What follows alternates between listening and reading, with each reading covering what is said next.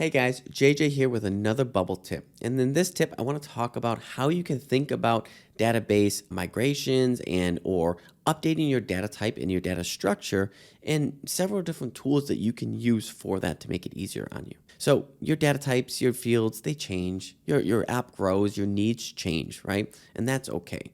Within Bubble, it is versatile and you can make those changes. So if we ever need to backfill that information, what we could do for that is we can go into that data type that we need to update, and we can create a backend workflow for that data type. So we get into our backend workflows, and this would just be an example sample data backfill. And we always want to check this off if we don't need to.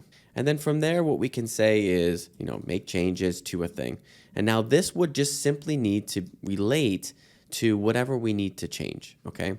So in this case, let's say we're going to change a tweet. So we need to bring in the tweet with us. And what we're going to change is the tweet. So now we have this workflow that we can run on the data type for tweets. So now what we could do is we can go over to our tweets right here, find all this data, and then we can select the data that we want to change. And we can go over to this bulk tab. And within that bulk tab, we can find that workflow that we want to run and run it on the specific entries in the database that we selected.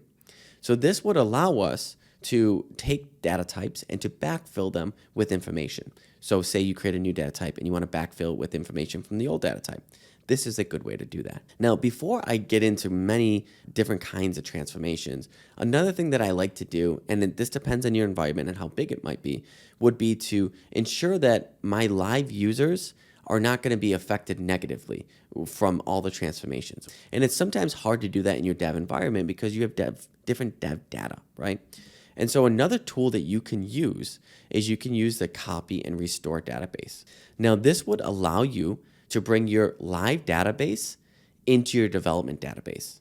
So that way you can use real data, run the transformation on those real datas, and then within your dev environment, run as that current user, and to make sure that all of your transformations worked and that none of your real users' data would be impacted negatively before actually running these in a live environment. So I've done a lot of database migrations in the day, and sometimes I've had like 20 different bulk workflows that I need to run in order to update everything.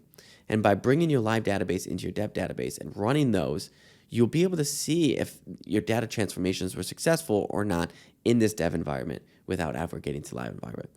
It also means that you have live data in your dev database, and maybe that messes up your dev database a little bit. So it is pros and cons, and I don't use it much, but I wanted to show you this tool as you're growing and your apps are ever changing and you need to keep up with the latest. These are just two tools that you can use to update your data structures within your Bubble application. I go into this and a whole lot more in my professional database course. So if you're interested in all of those methods and tools and things that I do for there, you could check out that course. Otherwise, follow me on Twitter or subscribe to me on YouTube for more. See ya.